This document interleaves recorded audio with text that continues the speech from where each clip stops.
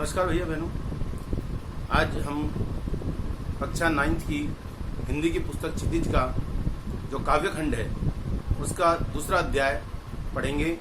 जो कवित्री हैं ललदत मूलतः कश्मीर की हैं और कश्मीर की एक संत कवित्री हैं। इन्होंने जो अपनी काव्य रचनाएं की उनको हम वाक के नाम से जानते हैं, जैसे मीरा के पद, रसखान के सवैया और कबीरदास की दोहे, तुलसी जी की चौपाई। इसी तरह ललदत जी की वाक प्रसिद्ध है। वाक 4 पंक्ति की होती हैं और ललदत जी ने इसमें रहस्य को, गूढ़ रहस्य जो आत्मा परमात्मा के हैं, उनको समझाने का प्रयास किया है। तो आज हम पहली 2 वाक पढ़ेंगे। पहली वाक समझते हैं कि इसमें वो क्या कहना चाहती हैं। पहली वाक है, रस्सी कच्चे धागे की खींच रही मैं नाव, जाने कब सुन मेरी पुकार, करे देव भवसागर पार। पानी टपके कच्चे सकोरे, व्यर्थ प्रयास हो रहे मेरे, जी में रह रह उठती हूँ, घर जाने की चाह है घेरे। ये पहली वाक है, इसको समझते हैं हम। तो पहली लाइन में है कि रस्सी कच्चे धागे की और खींच रही मैं नाव। सामान्य समझे तो किसी नाव को किसी कच्ची रस्सी से खींचने का प्रयास करेंगे तो क्या होगा, वह रस्सी टूट जाएगी, वह नाव नहीं खींचेगी। यहां पर कवित्री अपने जीवन को वो नाव बता रही है कि मेरी जो जीवन है ये नौका है और इस भवसागर रूपी समुद्र में मैं अपनी जीवन रूपी नौका को पार करने के लिए उसे श्वास रूपी कच्ची डोरी से खींचने का प्रयास कर रही हूं। तो जब हम श्वास रूपी कच्ची डोरी से जीवन नौका को भवसागर में खींचेंगे तो वह टूट जाती है। श्वासों को कच्ची डोरी इसलिए कहा गया है क्योंकि जैसे कच्ची डोरी का कुछ नहीं पता कि वो कब टूट जाए, उसी प्रकार श्वासों का भी कुछ नहीं पता वह कब रुक जाए, तो इसीलिए उसको कच्ची डोरी कहा। तो अगर हम कच्ची डोरी से उस नाव को खींचने का प्रयास करेंगे तो वह नहीं खींच पाएगी। तो रस्सी कच्चे धागे की खींच रही मैं नाव, और जाने कब सुन मेरी पुकार, करे देव भव सागर पार। तो उस कच्ची रस्सी के प्रयास से जब मैं इस अपनी जीवन रूपी नौका को खींचने का प्रयास करती हूँ तो वह नहीं खींचती। कच्ची रस्सी से अर्थ यहाँ भी ये भी ले सकते हैं हम कि अधूरे मन से किए गए कार्य कभी पूर्ण नहीं होते। तो यहाँ पर कवित्री का अपनी जीवन रूपी नौका को भवसागर पार लगाने का जो क्रम है उसमें वह अधूरे मन से प्रयास कर रही है, तो वह इसीलिए सफल नहीं हो पाई। और जब वह इस स्थिति में निराश हो जाती है, उसे समझ नहीं आता है मैं क्या करूं, भगवान से प्रार्थना करती है लेकिन ईश्वर भी उसकी प्रार्थना नहीं सुन रहे हैं, क्योंकि अधूरे मन से की गई प्रार्थना भी कभी स्वीकार नहीं होती। इसलिए वह कहती है कि जाने कब सुन मेरी पुकार, करे देव भवसागर पार। पता नहीं ईश्वर कब मेरी पुकार सुनेंगे और मुझे इस संसार रूपी भवसागर से पार करेंगे।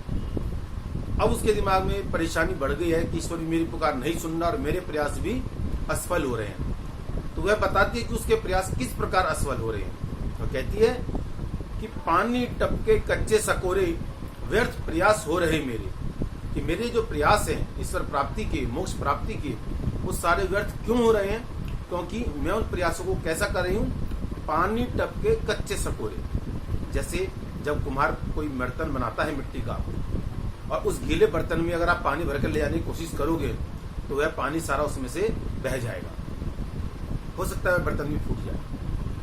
तो वही कहती है कि मैं उसी कच्चे सकोरे, उसी कच्चे मिट्टी के बर्तन से प्रयास कर रही हूँ, उसी तरह के प्रयास कर रही हूँ। तो जैसे कच्चे मिट्टी के सकोरे में उस बर्तन में पानी नहीं ठहरता, उसी प्रकार मेरे अधूरे मन से किए गए कार्य भी वो मुझे सफलता प्राप्त नहीं करने दे रहे हैं। तो मेरे सारे प्रयास व्यर्थ हो जाते हैं, और जब मेरे प्रयास व्यर्थ हो जाते हैं तो मेरे मन में बार बार रह करके एक इच्छा उठती है कि जी में उठती रह हूँ, बार बार रह मतलब बार बार उठती हूँ, मतलब इच्छा, प्रबल इच्छा क्या उठती है उसके मन में, कि घर जाने की चाह है। कि वह वापस अपने घर जाना चाहती है। कौन से घर? उस ईश्वर के पास, उस ईश्वर में ही विलीन होना चाहती है।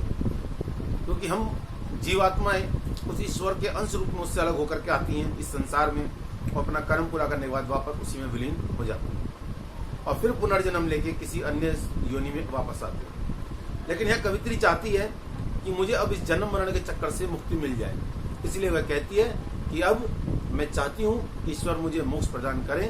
इसलिए वह कहती है मुझे घर जाने की चाह बार बार अब घेर रही है।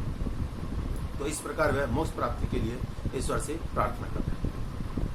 दूसरी वाक्य को हम देखते हैं तो उसमें वह कहती हैं कि खा खा कर कुछ पाएगा नहीं और न खाकर बनेगा अहंकारी। सम खा तभी होगा संभावी और खुलेगी सांकल बंद द्वार। तो यह खा खाकर कुछ पाएगा नहीं, इट मीन्स यह खा खाकर का अर्थ होता है कि संसार में जो भोग विलास की वस्तुएं उपलब्ध हैं उनका उपभोग करना।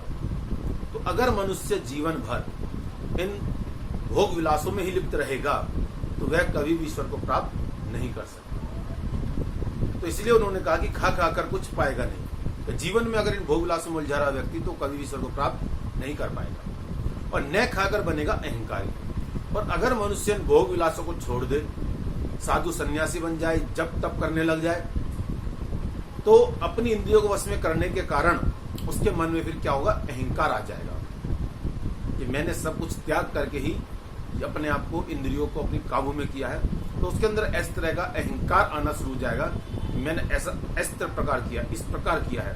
तो उसके अंदर ये अहंकार जो आना शुरू होगा तो वही उसके विनाश का कारण होगा। क्योंकि ईश्वर भक्ति स्वीकार करता है, लेकिन अगर उस भक्ति में अहंकार हो तो उसको अस्वीकार कर देता है। पिछले दिनों रामायण आ रही थी, आपने इसमें देखा होगा कि जब मेघनाथ लक्ष्मण के ऊपर ब्रह्मास्त्र चलाता है तो वह भी वापस आ जाता है।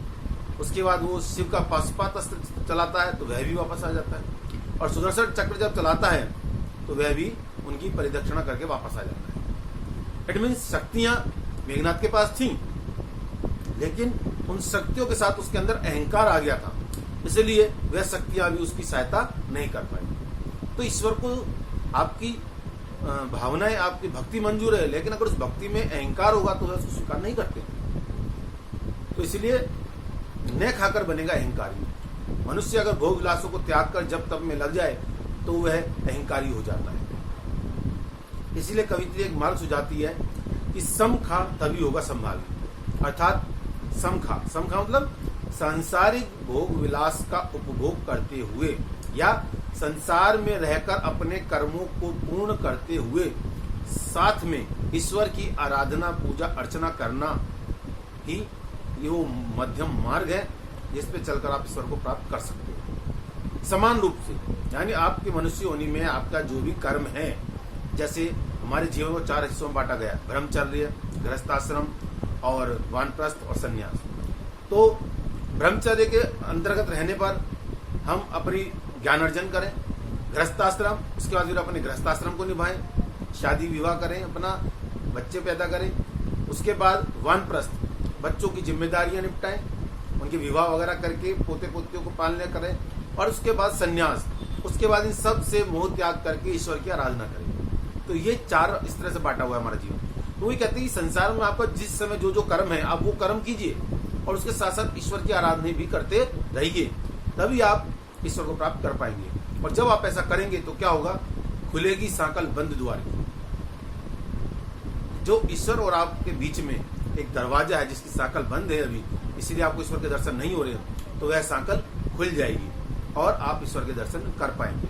तो इसीलिए मनुष्य को इस संसार में रहते हुए अपने कर्म पूरे करने चाहिए और साथ ही साथ ईश्वर की आराधना भी करनी चाहिए। तो भैया बहनों, इसमें 2 वाक्य मैंने आपको बताई, आप इन 2 वाक्यों को समझिए और अगली 2 वाक्य हम अगले वीडियो में आपको देंगे। तब तक के लिए नमस्कार।